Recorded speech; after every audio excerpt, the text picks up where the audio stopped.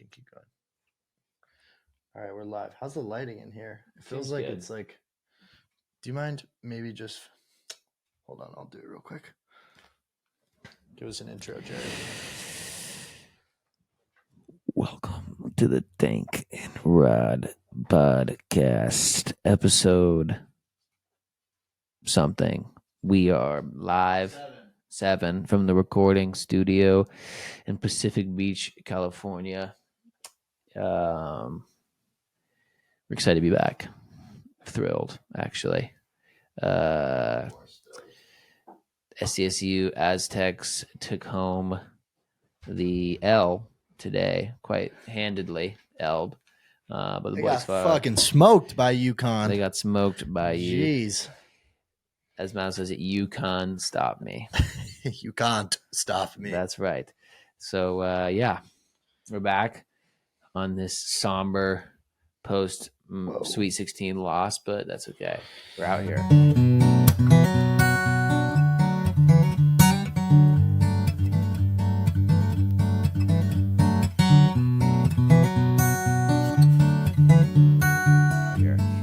Poor Aztecs. Yeah, pour out. Good back-to-back years of a tournament run. Last year was good, but last year was definitely pretty good. They kind of half-assed it this year. Boys fought hard. Boys fought hard. I think UConn, if the women's team and the men's team won it, that'd be pretty cool. Definitely doable. Paige Bueckers. Bueckers? Who's Bueckers? That's not her name. The person on the UConn women's girl? The Bueckers? Paige. Yeah. Give me some. The women's basketball player. Bueckers. I don't know how to say her name. Bueckers. Paige. What a funky last name. No, I think it's like Bueckers. You almost pronounce it like Paige Buckets. Buckers. And it's like Bueckers. It's something like that. Bueckers. So she gets dumb buckets. She's 20. She's your age. She gets more buckets. She gets more Bueckers than you. Definitely more Bueckers than me. She's insane at hoop. She's nasty. She was nuts in high school. I remember watching her hoop mixtapes. They were so insane. You watch Bueckers hoop mixtapes? Yeah, when I was in high school. Yeah, for sure. Why? That's so random, though. Was she like nice? Was she like a 5-star? Yeah, she's like the number 1 player in the country. Oh, really? She's like better than Caitlin Clark. Where'd she play in high school? I want to say, if you pull this one out of your ass, that would be cool. She wasn't from Seattle. Okay, unfortunately, she's not from the sea. I want to say she was just from California somewhere. I don't remember. All I know is that Paige Bueckers. All I know is there was a guy in my high school that like went out on a date with her or something. Really, he was flexing it because he's like a TikToker. She went to Hopkins High School, which is where's Hopkins High School, Clark? In Minnesota. Minnesota. All right. How'd your Seattle buddy end up with Bueckers? Not a Seattle buddy. I don't know. He was a TikTok guy. TikTok. He was a TikTok guy back in the early days. He's a digital marketer. He was not a influencer. I think he just hit like the gritty. Oh. I think he was just hitting the gritty, and then he somehow got big enough, and then Bueckers hit him up. I'm serious. This actually happened. That's a recipe. That's the recipe for success. He was just hitting the gritty. That's what it is. That's Bueckers slid in. That's how you do it, baby. That's how you measure success, Clark. If you can get a date with Bueckers, number 1 player in the country. Number 1 player in the country. All you got to do is hit a clean gritty. The gritty wasn't even a thing. I think it was. Ago. Yeah, come really? on. Yeah, gritty was a thing. I thought Jetta's published that. Fucking put a trademark on that. Oof. Maybe right about am that. Am I wrong or am I right? I don't know. You actually he was doing like some probably D'Amelio. I don't know. You actually hit the gritty, so I couldn't actually say. Let's not get ahead of ourselves. Yeah, that was Clark. Actually, Clark was hip. I tell you, Clark was doing it all. I like the dice roll. What, this one? That one. That's nice. That's the one that Jack does. If you were to go TikTok famous for one dance. Tough break, buddy. Oh my God. I don't know. Back when I was young, I was big in the stanky leg guy. when I was probably like 11 or 12. Can we get you up here? I would not hit that. We'd break this thing. No, we should actually try it right now. No, we're gonna break our table. No, I actually think you could stand on it right here. Can we try this? I'm not gonna, bro. It's like 9:30. Could you stand in front of it and do a stanky leg? I'm not hitting the stanky leg for the viewers. That would be so funny. No. Here's what we're gonna do it. What? All right, stand right there and try one stanky. If the video gets a number X views, stanky leg. How many? Give us a number. I'm not giving the number. We got a good. We'll make it a Christmas special or something. That's in like 16 months. That's the motive. We're not doing a Christmas special, so you can stanky leg. That's the point. Keep it. I'm trying to postpone it as much as possible. All right, if this gets give it 250 views. No. What the fuck do you mean? No, we got 100 on the last one. Not hitting the stanky leg. We haven't done incredible numbers on any of the other ones. Now I have the hiccups because you're making me geek about Bueckers to the stanky leg. Tell you, man, she was a real good player back in the day. She still is. She's been injured. She's back. I really just want to see stanky leg. All right, we'll put a pin in that. I'm not gonna. We'll put a pin in that situation. In the Bueckers or the stanky leg? In the stanky leg. Bueckers is league bound. You're not getting out of it. I'll tell you that much. All right. We'll do it next episode. Deal? Yeah. Make sure everyone tunes back in to watch Jared attempt a stanky leg in episode 8.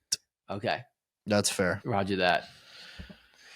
That's funny as hell. Yeah, she was a good player though, I tell you, man. Real good player. Yeah, Clark's a beast, though. Yeah, bro. Shout out Alex Morgan repping Caitlin Clark at the San Diego Wave. She was repping it. She was. Jared's current employment is he's one of those guys at the sporting events that just stands like this, but doesn't get to watch the game. He just stands and looks up at the fans. And funny highlight reel. Maybe I could. The fucking hiccups. That's terrible. Unfortunate. Can I get some of that Bev? Yeah, Bueckers. You don't got much in here, buddy. Yeah, I've been sapping, kid. Jared stands and faces the crowd, and actually, who was it that hit a fucking frozen rope at you off the dome? I don't know who roped me off the cranium deflection, but Jared's standing behind the goal. And one of the girls on the Wave team hits on the U.S. national team, the Brazilian team, Brazilian national team. She hit a absolute rope hits a laser just like almost not midfield but close, 2 centimeters over the bar, and Jared's just standing there behind the goal and just bang like off the back of his head up into the crowd, and he just goes like. There's no audio, but it's a funny video. The guys in the crowd was like, bro, that's workers' comp. For sure. Actually? Yeah, it was they were funny. saying that? Yeah, I got absolutely drilled. She kicked the shit out of that ball, man. Oh, my God. Laser. Fuck that. That's funny. Yeah, but shout out Bueckers and Alex Morgan. Yeah. Alex Morgan. SD Wave took a L first game of the season. They did? Yeah. I was really bummed about it. Really getting into it. I was not a soccer guy. But I'm really getting into soccer by watching. And what are your thoughts about female sports in general? Love it. I'm all over. I love, the San Diego Wave. Great time. Yeah. Great ball club. Everyone's hyped. All the little Groms are stoked to see their heroes play, and I'm here for it. That's awesome. I'm loving it, man. There's some great players. Like all the little girls are out there, like wearing the jerseys. Oh yeah. Every time Alex Morgan, they're screaming her name, and they're like trying to get the. So I'd like to get him out of the team now. Naomi, Jaden Shaw. Look at you. Morgan, Rapinoe. Who else? Isn't Rapinoe retired? Rapinoe did retire. Who's the? Honestly, I'm really fucking with Naomi. She's a defender. She's a stud. She's really keeping people off the ball. Let's see. Let's get the roster. Jaden Shaw is fire. She's a good player. Goalkeeper for San Diego Waves, absolute beast as well. Wait, this is the Wave roster, the women's roster. National team. I don't know the full women's national team. There's a lot more. That would be impressive. But I'm getting them down. I know a lot of the names. I'm getting closer. There was when I was at the Real Madrid game in Madrid. Dude, these hiccups are frustrating me. When we were there with my ex and my buddy, and we were sitting in the stands, and Nicole, it doesn't matter. She just we're sitting there, and they're announcing the players. They're announcing the players of the Real Madrid team. And I'm sitting there, and she just starts rattling off every single starter before the announcer says the name of the player. So I'm just sitting in there with no clue how she knows every single person's name on Real Madrid. She doesn't like follow soccer or anything like that. And I'm just sitting there like confused out of my mind. And she just one after the other, every single starter. And I'm sitting there like, did you study this before? Did you memorize every single person on the team, like in order by position? Like, what is going on? Turns out that she was just looking at something that There was like a little like box that was showing the name of the person before the announcer would say it, and I just couldn't see it. But first whole half of the game, I had no clue, and she finally told me. It was pretty funny. But I was like, "This is insane." How was the environment at the Madrid game? Is it as live as they say for European sports? It's not like any other sporting event I've ever been to. Yeah. There was no concession stands. No, they're not selling grub. No freaking in your face TVs or advertisements or just, it was like a movie. It was, everyone showed up there for the event. It was like a business trip. 90 minutes. We're here to watch the game and leave. Yeah. And so you show up. Sadly, the toughest part was that it was a 0-0 game. So there was no goals, which is super frustrating. Fuck, that sucks, man. I gotta just hold my breath to get these. You gotta constrain your diaphragm, buddy. They'll go away.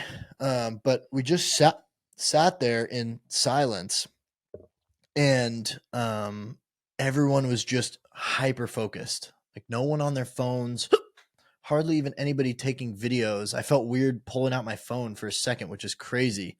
Just everyone was just extremely focused on the game. It was crazy atmosphere. It was quiet. Quiet, like, but because that's what people say. Quiet, like, but insanely loud when there was any movement or action on goal. So I was like, I remember telling Nicole, I was like, if you were a blind person, you would know what's happening in this game right now. Yeah. Is this going to be like super annoying? No, I think it'd be fine. Okay, it's not that big of a deal. No. Probably keep talking about it makes it more of a big deal. Yeah, but, you got it. But yeah, it was like, I remember just closing my eyes and the crowd would just like, like surge of energy, like everyone on the front of their seat. I mean, it happens at all sporting events, but there's not like the constant noise isn't there. It's very calculated. People are very in tune with the game, and everyone has a good understanding of soccer and football and how it works and how the game moves. And so whenever there's a chance or an opportunity on goal or even good play in general, there's like, then the crowd moves and comes alive, which I guess that's normal for any game, but you just don't have these like sirens and when you're in an NBA game and someone's dribbling the ball up the court and it's like, meh, meh, meh, meh, yeah, meh, meh. It's just like, shut up. Like, it's these not poor, like, it's not OG's threes. OG's threes, or like, now sponsored by Dave's Hot Chicken, like some dumb, and then you got like Future Plan and Steph's just trying to dribble the ball up and he's probably just pissed. Like, we're here to watch a game, and the game is the art. And I think it's treated more like an art, if that makes sense, than a game. But yeah, it was a crazy. Did they chant? Did they sing and shit? Did they have chants? Beautiful. Before the game, it was insane. Everyone's standing up and it was like, Madrid, Madrid. I remember taking a pano and everyone standing, like singing the walkout song. It was cool. Just a different atmosphere. But European football, as I should say, is intense, and they take it seriously. For sure, man. Sadly 0-0, but everyone in and out, and just like, it was wild. But anyways, what we were talking about before we started recording was just these personality tests. And kind of, I did one, like the Enneagram, just for context, and I was just walking you through a little bit of like just the results and how it kind of classifies you and your motivation styles, and like how it, how you can use that knowledge. But I think you were just saying a little bit about your buddy who had taken some of the personality tests and just his thoughts on them. Yeah. Just had a friend who was really into the personality. I don't know how to say it. He was enthusiastic about the value of the personality tests. And I could see why. And I'm not saying I disagree. I just think it's interesting to like to take these tests and kind of quantify your character through something that doesn't know you. And I think a part of it is like it's nice to hear. It's nice to actually, in general, have somebody or even just something like to put forward kind of like a that understand that like put forward like a kind of a breakdown of you. It feels good when someone like talks to you about you. Sure. Yeah. Like to like this is what kind of a selfish thing for it's sure. selfish, but I think when it's constructive, it's nice when someone's like, I see you do this. This is how I think of that activity that you do, or this or that. Yeah. And I think the test is just kind of an extension of that. Yeah. Of it can feel good to get that kind of confirmation or just that understanding of you. And it's nice. Yeah. I think maybe just to like segue into like one of the things I think we wanted to talk about was just addressing sort of internal character confusion and like the who am I right now? Like who are you? Who am I? Yeah. Who is Clark? That's a good question. Still trying to figure that out. In regards to the personality test, or how I would answer that question if you were to ask me. Either or both. Jeez, it's a good question. And I think that's maybe the question that is on a lot of people's mind right now. Like I think you're just trying to figure that stuff out, and more just kind of piggybacking on the conversation that we had last time. But gosh, who am I? I think I'm a lot of things. I think I try to be a lot of things, sometimes at my own expense, potentially to be there for everyone and maintain all my relationships and whatnot. But I think at my core, I'm just, how I think of myself and hopefully how I'm perceived is just someone who is generous and caring, and I think curious, like deeply, deeply curious about people in the world. And I really love to learn about people and the world and new things. And I'm definitely propelled towards adventure and new experiences. But yeah, I think try to be just genuine as much as I can, and come off like I care, because I really do. Like it's not a facade in any way. I think with anyone that I put time into or engage with, I think it means something, and I treat it as that. So I think I know that, and so I try to just trust that will take me somewhere good. Like those traits. Obviously there's many other things of my hobbies and my specific interests and the things that I spend my time doing. But if we really to look at like who I consider myself to be, it's just a person, just a guy who tries to be vulnerable and, just try to be the best version of myself, I guess. What about you? It's a hard. Yeah. If someone were to just ask you on the street, like, who are you? Crazy. I think, dude, sometimes we don't even, I think we get so, with like, for me, sometimes I'm so like wrapped up in like things. Like there's the outside stuff of like to put together an identity. Yeah, I think sometimes I forget. I don't even when like that autopilot mode where it's like where I can be so driven or just like I'm just busy with a certain thing, whether it's school or a work thing or something else, or like who am I and what I actually am. Like if you like, I could be, some days I'm in school so much or something.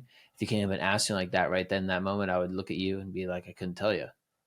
Robot. Yeah. Where I'm just robot.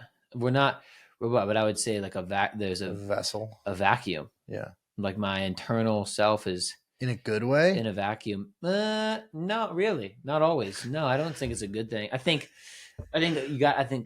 think so. I think it can be like,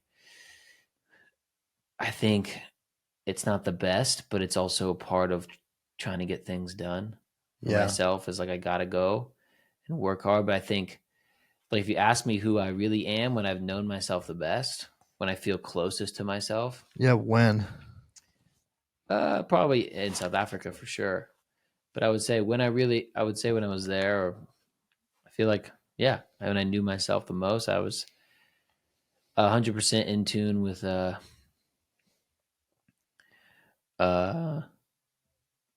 I don't know, just with love, I guess.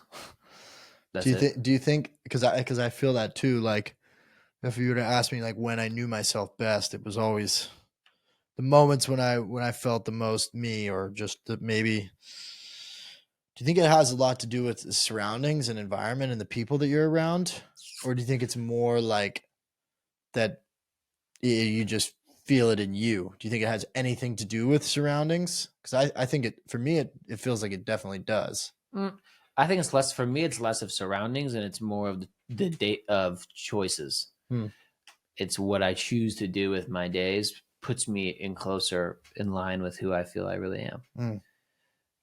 That's what it is. I feel like I'm close to who I am when I've even like little things, like when I'm wearing sandals.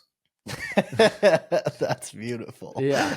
I mean it. I talk about it with Aaliyah all the time. That's so sweet. When I'm wearing sandals, like when I'm wearing flip-flops, like I really, and if it's a little bit warm, like and I'm walking around, doesn't matter what I'm doing, I just feel like I'm more me. Can I give you like scenarios and you tell me if you feel like you in those moments? Okay, sure. Richard Sherman jersey, Seahawks hat, 2016 NFL Sunday. You're watching the TV. Oh, fuck yeah. That's totally, I'm in it. Yeah. I'm in it for sure. That ain't even gone, bro. I still love it. I still love it. I still fucking all over it, man. I love that shit.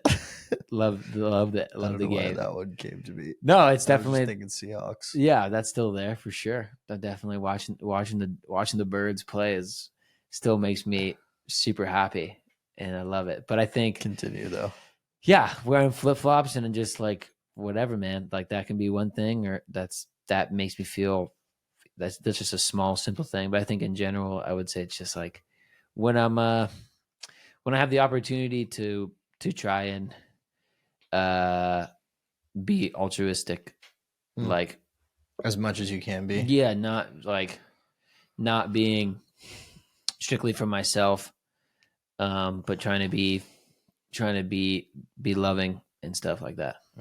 I think that's why, yeah, just be love and the like that kind of feeling, and like whatever, whether it's in taking it or giving it, is like just very fulfilling. Do you think that the more you put into giving of those things makes you feel more of them yourself? The more I give in, yeah. I think the more you give of those love and those emotions and like put them into other people and share them with others, the more that you feel them yourself. Yeah, more. Do you feel like that's universally true, or do you think that's just sort of more of your personality? I don't know. I think that what give and you shall receive, you know? I think that's true. I think, or like every action you take has an equal reaction, or opposite. Equal and opposite reaction. Physics 101. For sure. I think that's true. I think yeah, when you give, you shall receive, and when you are strictly taking, you will be taken from.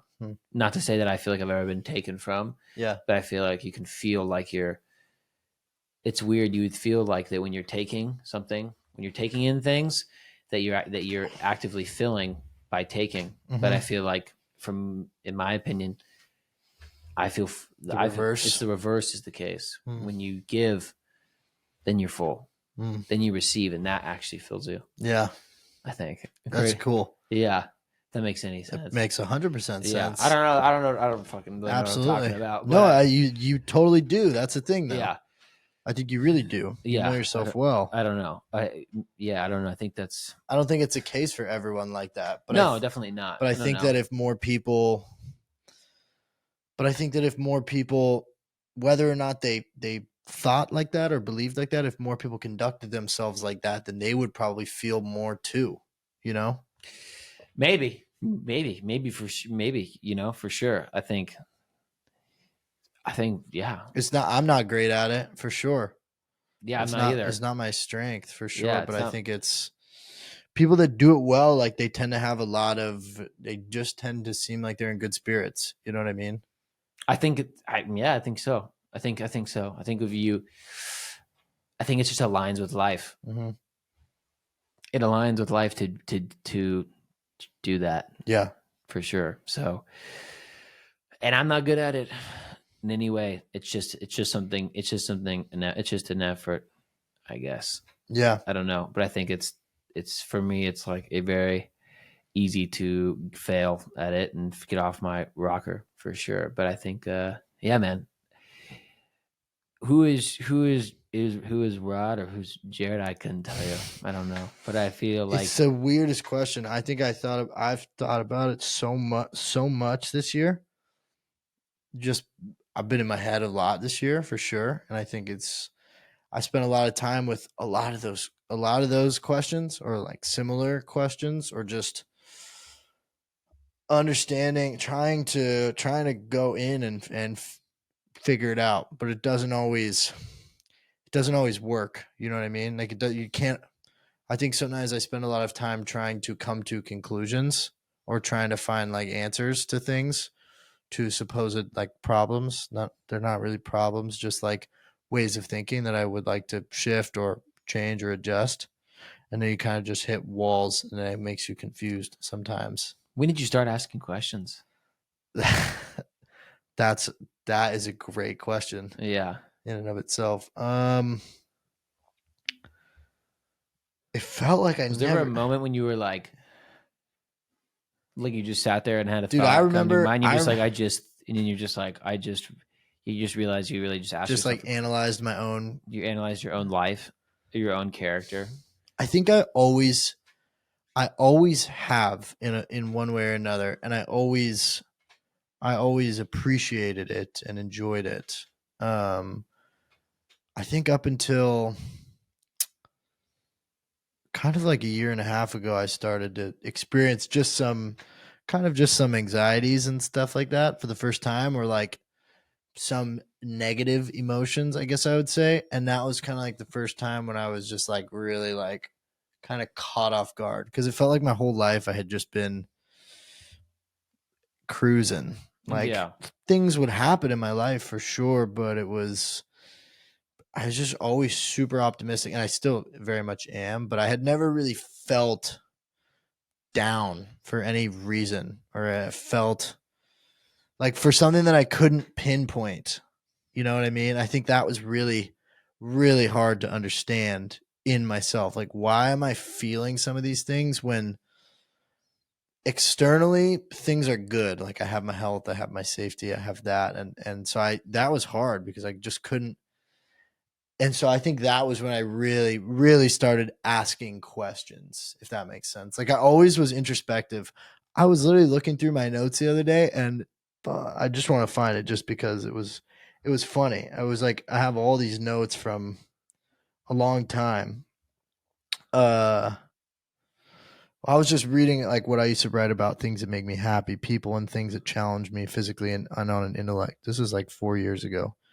People and things that challenge me on a physical and intellectual level, overcoming these challenges. Oh, this is what I wrote. I said, the reason Jared is so unique and one of the best people I've ever met and been around is because he's one of the first people my age who has seriously challenged me on an intellectual level and pushed me to think more deeply and become more introspective.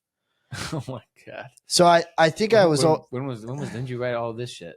I would just write in my notes randomly. That's nice. That was 2021. So that was maybe the beginning of sophomore year, which isn't that long ago. But so I always enjoyed being introspective, and like we had a good relationship, but I think it was always nice because like you were always very much asking questions, I felt like.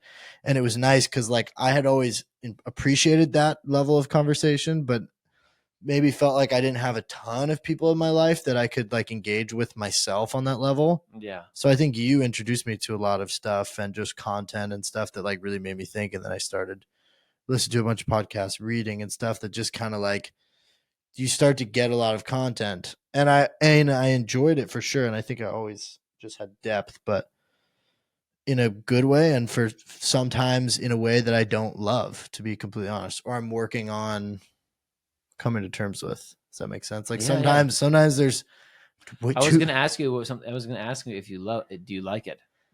When I asked you about who you are, like, and you said these things, is like my follow-up question is, do you like it? Yeah, I mean, I love myself for sure. Like, I love who I am and my brain, but there's things and like over processing and like sometimes the depth can be a little bit like it can be annoying, you know. Like I look around and this kind of goes into comparison, right? Of just like sometimes I see people and it feels like some people kind of get to go through life with a certain type of, I don't want to say like ignorance or arrogance, but some people do. They just don't process so much and they just kind of go through life. And so sometimes I look at people and I'm a little bit envious. Does that make sense?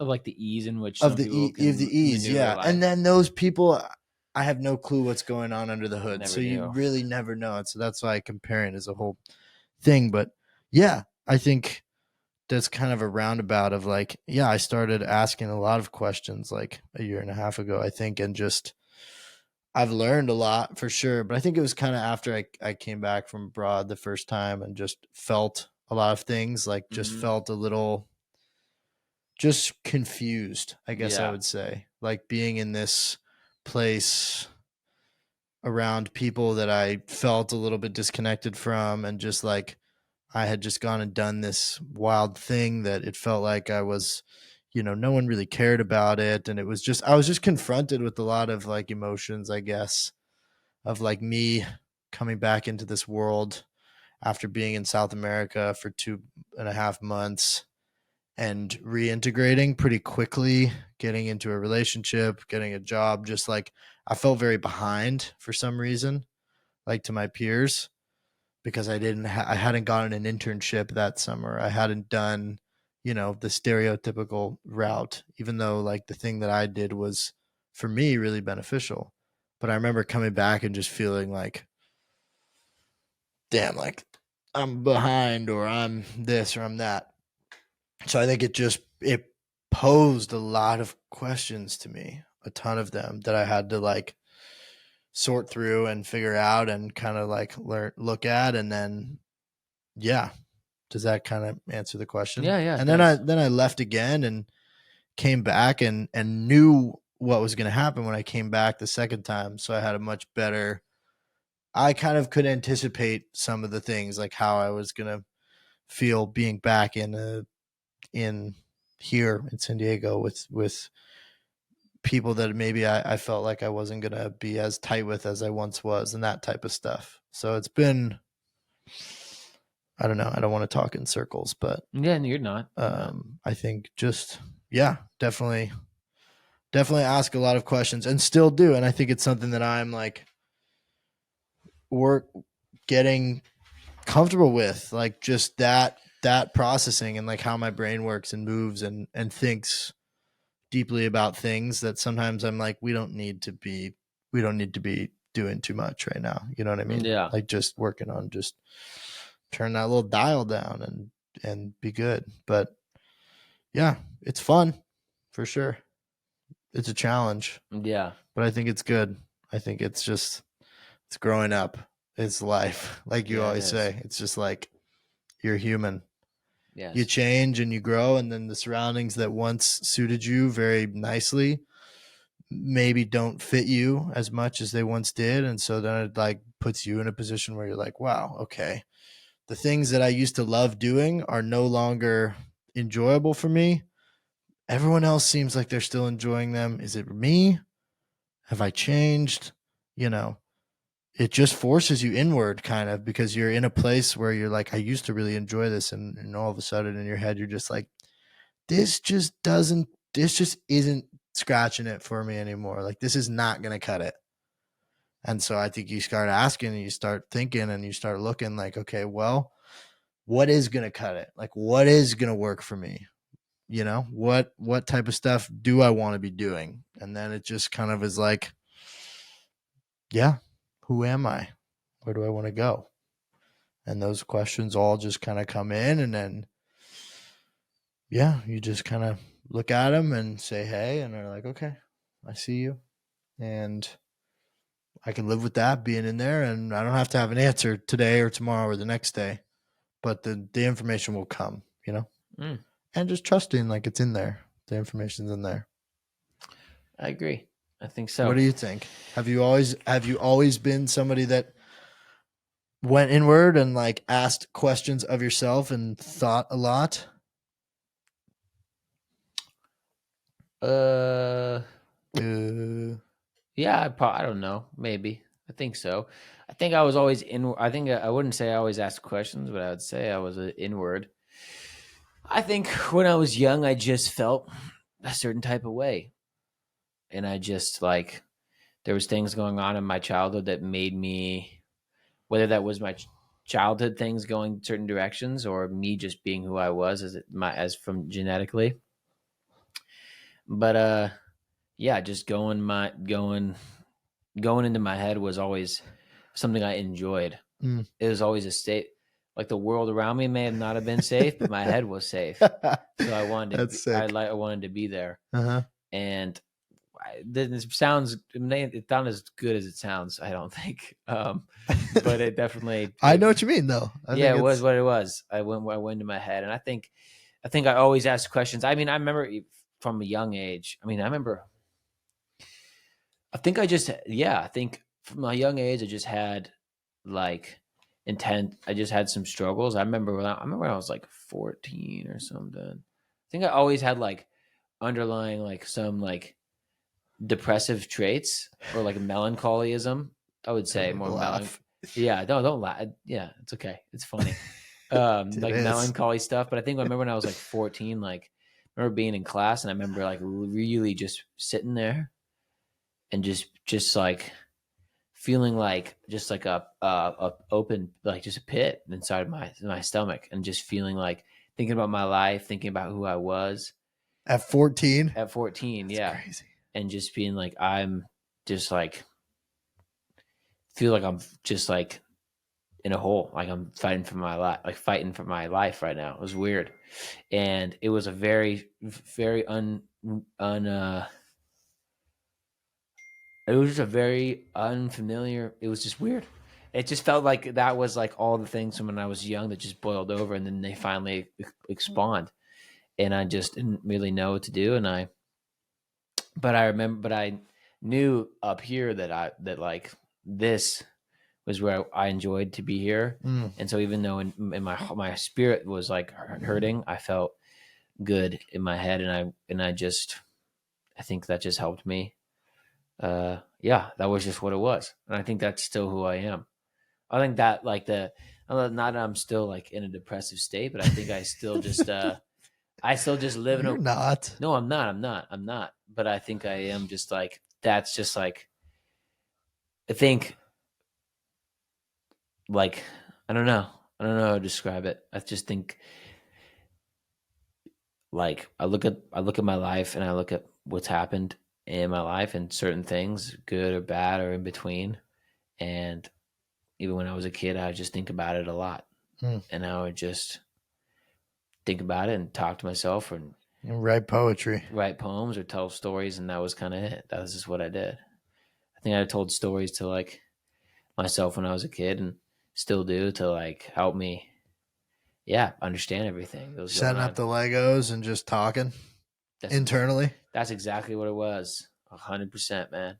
100%. I had a whole on Lego story arc going on of like characters and like a world that I had sprawled across my entire floor of like all these characters. You're like walking into your bedroom, like dodging shit. You just have the whole city built out Yeah, on the yeah, floor of your yeah, room. yeah, for sure, definitely. I had like a weapons area where like all the firearms were, and then like there was like a different, and then like the main leader died, and I made like a coffin out of it and shit, and like put like his name like out of letters on it, and like I made an H for hero. It was.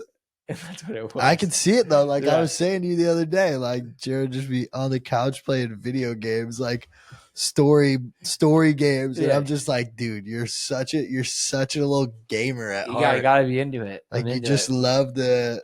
I mean, they're stories though, and Yeah, I you're love like the when you stories. play, you're like freaking.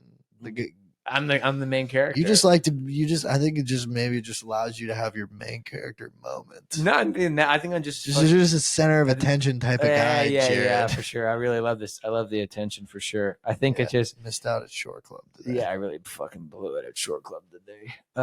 No, dude, I just fucking thinking like just have some nerdy just qualities. I love fantasy shit. Like I love fantastical. I love being in like a fantastical world and just allowing like my man just to be like think of it like float it's me. there. Yeah, float there. Like I'm in this world. Yeah, I inhabit it. It's fun. Yeah, it's fun. I love that. I love it, man.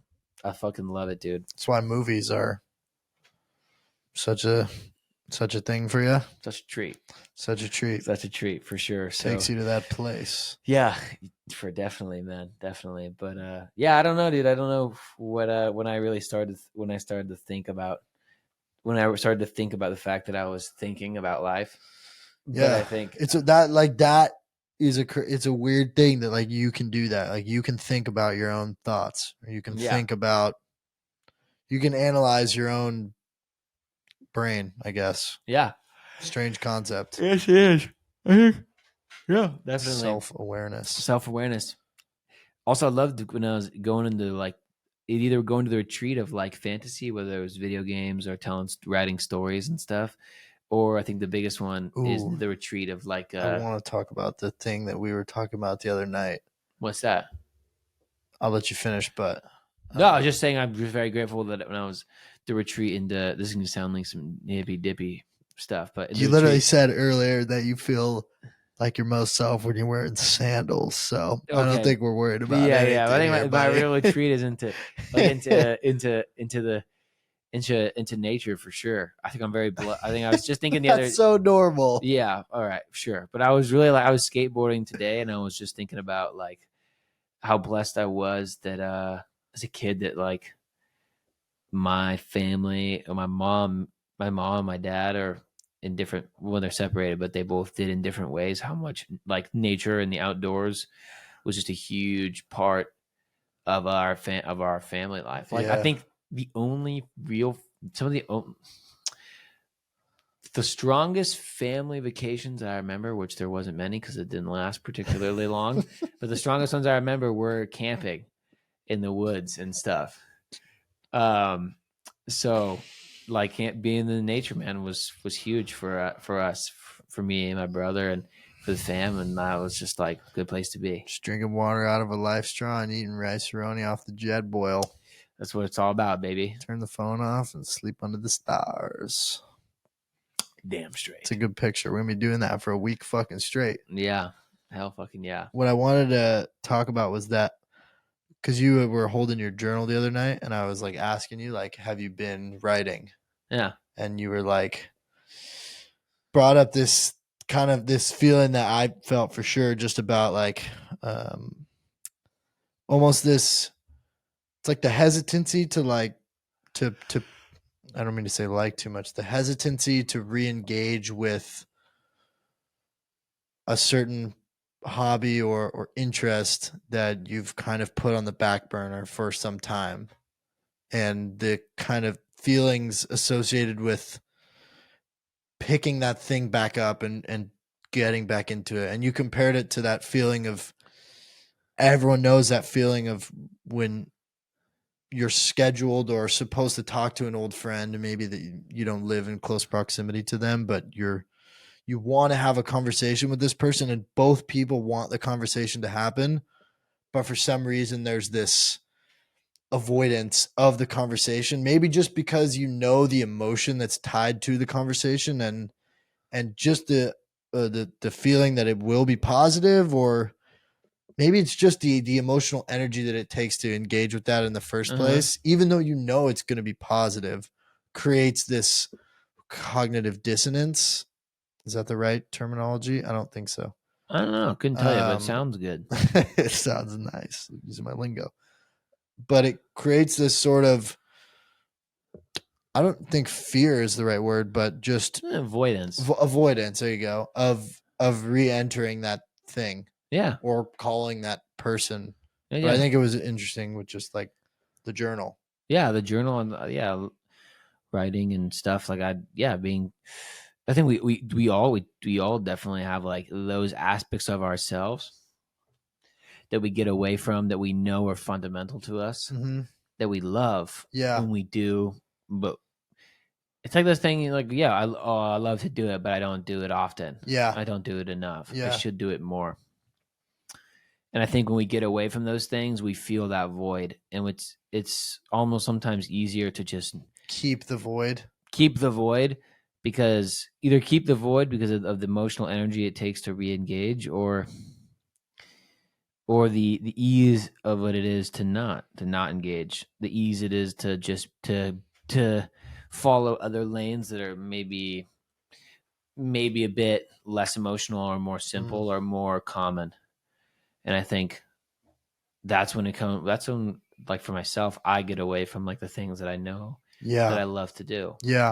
When I'm like, I'd rather focus on maybe something that I feel like should be just more productive or more. That's more, I think that's it. Yeah, more productive, or seems more like concrete. Like if getting me towards something. If I make this choice to do this thing, it's like the equivalent of putting another brick on the house. Yeah. Versus tending to the garden outside of the house. For sure. That feeds you. Absolutely. Great metaphor. Beautiful. That's exactly what it is. It's exactly what it is. I think we all, myself, need to get back to our garden. For sure. Definitely. Because that's the most important thing. But I felt that so much this year, just working, we still surf and get outside, and I mean, I work out every day and have time and do all the things that I want to do. So really haven't been like completely pulled away from it, but just the ability to just check out from the other things and then engage with the garden. You know what I mean? Yeah. Like instead of like going surfing as a workout, like going surfing because you love getting in the water and the whole ordeal of it all. You know what I mean? Yeah. Instead of just like, oh, I have 2 hours to cram something in. It's different. It's a different experience. For sure. For sure. Going and sitting at the beach. You know what I mean? Not just going to look at it just for, like there's maybe not the greatest examples, but I think I feel like we both felt that a lot this year of just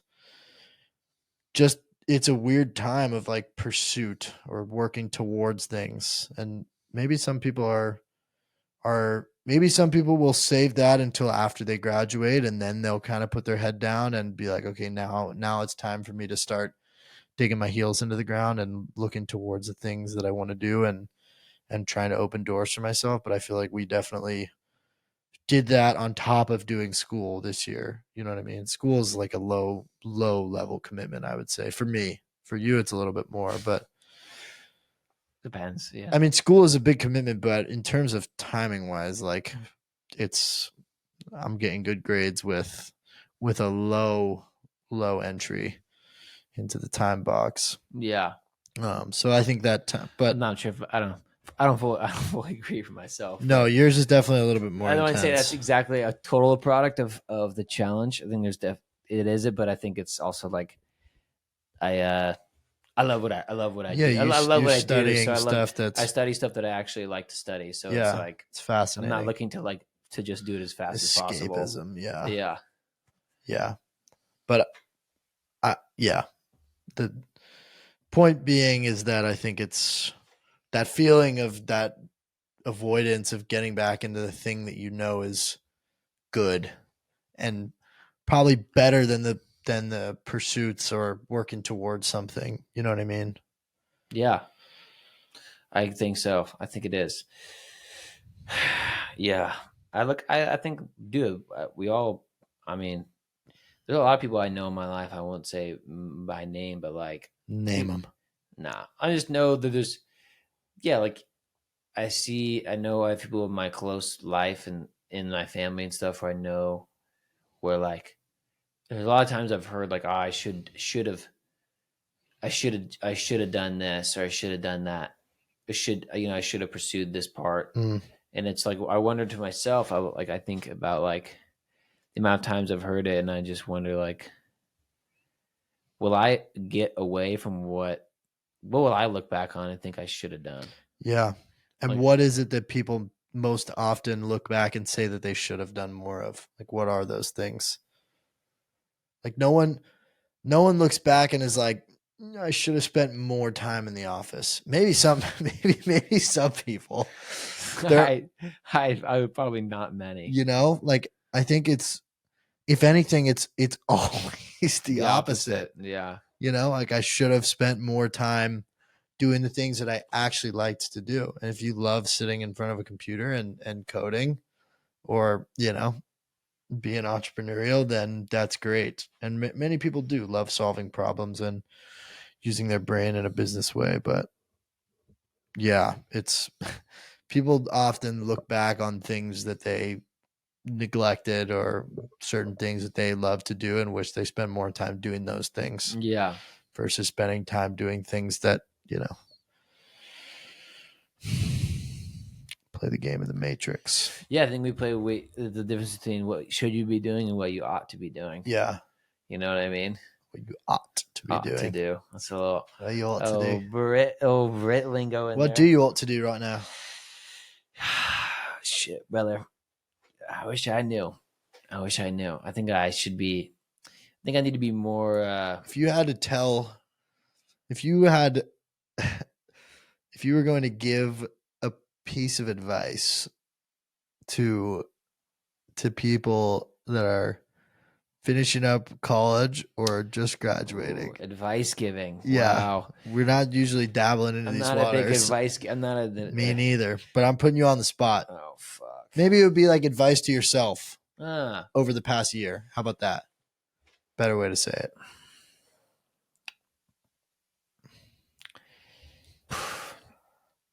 I was gonna say, like, keep the same. And then I'm gonna ask you to steel man and straw man the case. Yeah. No, I'm just kidding. I think I would have just told myself, don't be afraid to try new things, but remember what you love. I would say keep the sandals on too, for sure. Like, don't be afraid to tread new waters, but remember where you came from. I would say it's like, I know I'm not afraid to try new things, but that shouldn't come at the expense of the things that I know that I already love and the people that I love too, for sure. Yeah. What are you doing? No, I was just pulling up this bad timing, but yeah, no, I think that's great advice. I think. What were you pulling up? I was trying to get to this thing about Huberman and the scandal or whatever Jesus. It is. It's pretty funny, but I don't think we need to talk about the scandal. No, it was just funny, but yeah, I think that's good advice. Yeah, try new things, but remember the things that, you know, don't get too far away from the ones that you really like. Sure. Other advice is spend more time at the beach, for sure. More time at the beach. More time at the beach and less time. Yeah, actually being at the beach, being present, looking at the water and taking it in and admiring it for what it is, for sure. It's I love it, even when because it's just such a prize, for sure. So it's a treat. It's a real treat. Yeah. What a treat. I think, yeah, that's what advice I give myself. I don't know, a year ago, A year ago, Jared was pretty. I don't know. I don't know what I was doing. It was a different spot back then. A year ago from today? A year ago was a crazy different time. Were you back yet? No. No, not even close. No, not even close. I was still in England. Still doing acting. I was in a play. I was in my play, man. We're probably performing about right around now. No way. Yeah. Fucking Professor Peabody, bro. Do you remember any of your lines? Pull out a monologue right now from the Peabody. Fucking monologue from Professor Peabody. Yeah, if you got one. Let's see if it's got one. If you can pull anything up. Oof. Do I still got any on lock? Unlock Peabody? Yeah. Shit. I had this one part where I was pressed. Where I said like, I don't know, just channel it. I was getting fired up at this guy. You raged? Yeah, I was raised. I was like, I'm not gonna do fucking ear destruction right now. It's like, get the fuck off me. And I fucking pushed this kid, and I was just like, got in his fucking face. I grabbed his fucking shirt and just fucking was like blaming him for this dude's death. And I was just like, I'm gonna fuck everything. It was fired. It was lit. It was a good time. I was fired up. I was just locked into the anger. I had to do another part too where I had to like pretend like I was putting my arm back into place. And so I was like somebody had popped your arm. So I cut off all that way. Yeah, I tried to cut off all the circulation going to my arm, so all my veins were like popping out, and I was just like, kind of like this, and I had to do like fake crying. I had to make a good sound, and then I was just like screeching and fucking because I can screaming is it's not the hardest thing, so it was fun, man. Good times. I loved it. I fucking loved it, and just I was always boozing. On the thing, I was like, you better not get fucking drunk. I don't fucking piss, mate. Piss fucking drunk. It was fun. What do they have you just drinking like soda water? Yeah, I was drinking water. I had like a bottle, just a fifth, and I was like, cheers, fucking lads. Like it's a fucking new voyage. What was the play about? It was based off a Lovecraft story. What? Mountains of Madness. I don't know it. Called. It was a Lovecraft story about these explorers that go to like this get trapped and end up getting in like this crazy world with like these monsters and stuff. It's like the real world, but it's like psychedelic, and there's all these like mind bending things. Everyone's like losing their mind and shit. It's pretty cool. It's like the Lovecraft horror, which is like, I'm not gonna get it. Lovecraft horror is, quick synopsis is, Lovecraft horror is basically like the feeling of like looking into like the absolute like blackest of void, knowing that looking into the darkness of void and feeling like your being is as minuscule as humanly possible. That's what Lovecraft is. He basically tries to articulate the feeling of absolute insignificance and the fear of the greater cosmos. That's what he does. That's like what the stories are all about. Is like the insignificance of humankind. And it's like this it's like cosmic horror. It's hard to explain. Imagine the fear you have when you were in a spaceship that was like the size of like, dude, what if you just ended? I knew this was the right word. Infinitesimal. The infinitesimal. Can you conjugate this? The infinitesibility. Well, so infinitesimally. That's it. Infinitesimally small. Yes, that's the word. Yeah. So that's kind of what it's describing. Pretty much, of the human existence. Yeah. Or of the human being, kind of in relation to the greater. Yeah, and basically like what happens is like the cool, the beautiful part that's like really always like super fun and scary in the stories is like there's always these characters that get the veil of the greater like existential dread of the cosmos, like of space and of the universe, like is made aware to them, and they all lose their minds. Like not a single character is able to look into the void and like see these creatures or see these shit, and they all go psycho, and they all, but in the very very like small ways. It's very interesting. And so it's kind of like this, like the ignorance is the only thing that's saving humanity. Trippy. Yeah. What do you think your feelings would be if you were in a spaceship looking back at Earth?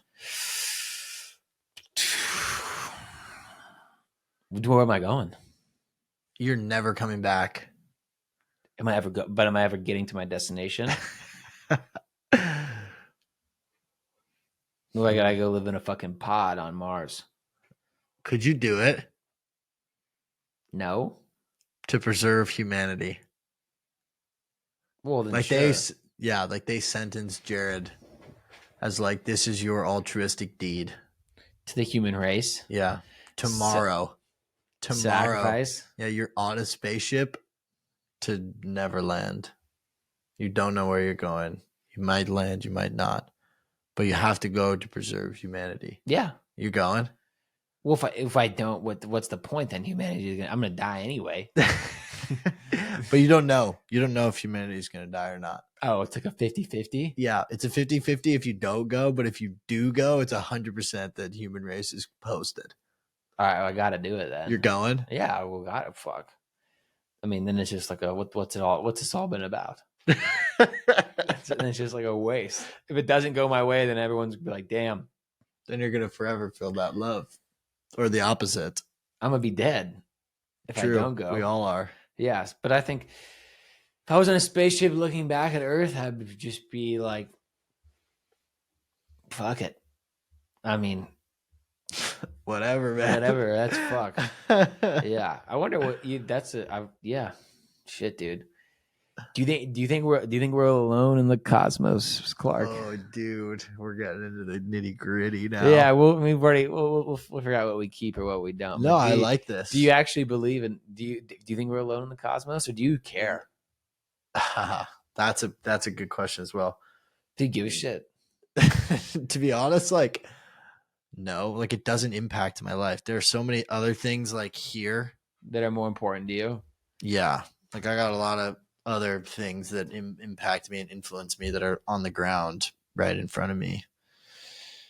So the amount of time that I dedicate to thinking about whether or not I care if there's other people out there is infinitesimally small. Yeah. That's my new word. Yeah. Do I think that there are more living species out there? Abso-fucking-lutely. It is so big and vast. It is insane. Like, I can't even comprehend it. It's so vast. How could there not be is more the way I would phrase it. How could there not be? But also, could there not be? Yeah.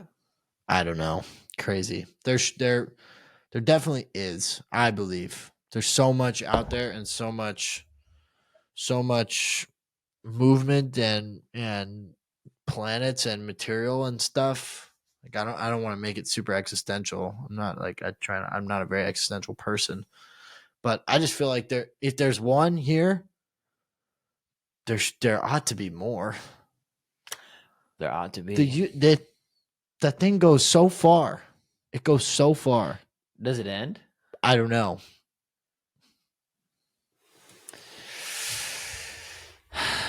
Yeah. There got to be. I haven't thought about space like this in a while. Yeah.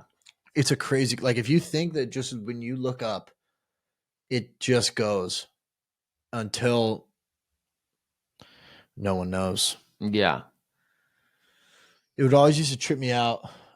Ben is actually really knowledgeable about space and kind of like astrophysics actually, and like stuff like that, which is fascinating. But I would just always I always liked learning about this stuff, but just like the amount of time it takes, how fast light moves, and the sun's light takes 8 minutes to travel from the surface of the sun to the earth. So what we're seeing is technically like the light that's arriving 8 minutes after it's actually, left from the sun, if that makes sense. It's like a ghost. But it's just crazy, just the whole concept of space and planets, and it's definitely by no means my expertise, that's for darn sure. But it's just another one of those things that some people just end up devoting their whole lives to the study of it. Like many people devote their entire lives to studying what is just up above us. Yeah. You know? Crazy. My uncle works for what guy? No. I actually don't know how much of this I can say. I don't really know if he's like he works for a company and he runs his job. They literally run like simulations of what society will look like if and when we get to Mars during the human race. Like that is his role, is like running like computer simulations of how society would move and function on Mars. Yeah. Which is crazy. I don't really have much desire to. I would never want to live there. That guy in that documentary, in the photographer documentary, incredible documentary. Nat Geo, if you're listening, Jimmy Chan, you did good work. Hire me. There you go. That's my plug. LinkedIn is Clark Jacobson. LinkedIn is Clark. Hire me. Heard that. I'm kidding, but in that show, the guy, he was just like in the first episode, he was like, I have no desire to go to Mars. Like we live in a paradise. Yeah. Why would I want to leave here? We have everything. We have animals, and like you could spend your whole lifetime going somewhere new every single day, and you would never see it all. Yeah. You know, why need to go somewhere else? You know. Absolutely. There's so much to see, so many places, so many people, stories, and just conversations. That's crazy. People really be wise. Like by the end of a lifetime, the amount of information that you amass over the course of 70, 80, 90 years on Earth is unbelievable. Yeah. So you got to listen to old people more often, you know? Sometimes I see them like these days. Sometimes I'll see old people. I'll just be like, I should just ask them like any question. Yeah. Just tap them on the shoulder and just ask a question, anything random, and just see what they would say. And just be like, what do you think about this? And they would probably have some very simple answer. Yeah. But probably the simplicity is the key, you know? But I don't know. Just interesting. Old people they know some shit. That's for sure, man. I certainly got some of my best life advice from my granddaddy. Escondido daddy? Escondido. Damn straight. Call that Escondido daddy. Escondido Papa. He told me, yeah, he always gave me the best advice for sure. What did he say? What's the best piece of advice he ever gave me was never underestimate. No, I'm not going to say that. Well, I was going to say never underestimate the value of a blunt, but I was going to say, the best advice he ever gave me was just that I've sort of said it to you, just like that you spend most of your young life figuring out what you don't like, not what you do. Yeah. And I think that's good. That's good stuff. I never forget when he said it because it's just so true. So true. So it's also freeing to put it like that. Yeah. Like you're not trying to figure out what you'd like, but you're just the things you can put a middle finger towards. Yeah. You're just figuring out what you don't like. Yeah. That is liberating, I guess. Yeah. Because, when you think about it from the other perspective, it's really difficult because you're not going to. No, you're not going to. No amount of thinking will get you there. Yeah. But you can sit down and be like, well, I don't like this and I don't like that. That's another thing. Like children are really good at some of these things. Children are so good at they know themselves really well, if that makes sense. In a different way. They know themselves for sure, but they also don't know shit. They don't know anything. They also need to be told. Exactly. But they have this sort of like this ability to just without question, they're like, I don't know. Like I don't want that. I do want that. I don't want that. And I do want that. You know? Yeah. It comes from just a much more raw place. It's very raw, exactly. Yeah. And there isn't like a wealth of possibilities. It's like there's two things in front of me. I don't want that, but I do want that. Simple. Yeah. When I have my groms, I'm very excited to see how things go. What if neither of us smoke, but what if we did just sit in here and just smoke a whole blunt? And just try Probably have a panic attack. Me too. Or take like an 8 of mushrooms and try to do this. That would be different. I couldn't do a whole blunt, bro. A whole blunt would put me in the fucking hospital bed, dog. Would you rather smoke a whole blunt right now or drink a 5th of Jack Daniels?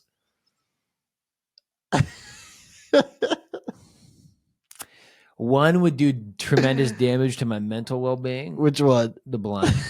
The other would I'd probably get alcohol poisoning. But I'd be lit the fuck up for a solid hour. I'd be the fucking man. It's amazing how alcohol does that. Alcohol is so funny. If you booze, you literally are just like, you just feel like fucking, you're on top of the world. It's like, I'm that guy. I'm him. I'm him. I drink this elixir, and now I'm the fucking man. I'm the guy. I can do anything. I can do anything. I'm fucking invincible. Yeah, it's amazing. The blunt would really, I would probably have like, yeah, I'd have a mental like, you know, it wouldn't go well. Let's just say that. I'd have an epiphany through destruction, pain. Yeah. through pain. Yeah. Yeah, I think I'd be in the same boat. But like, why? Because some people just can't get. I mean, I can get. I've got geeked. Fuck. I'm geeked up. I don't know. Just say PG version. Yeah. You've been in altered states of mind. I've been in altered states of mind. Past my legal age.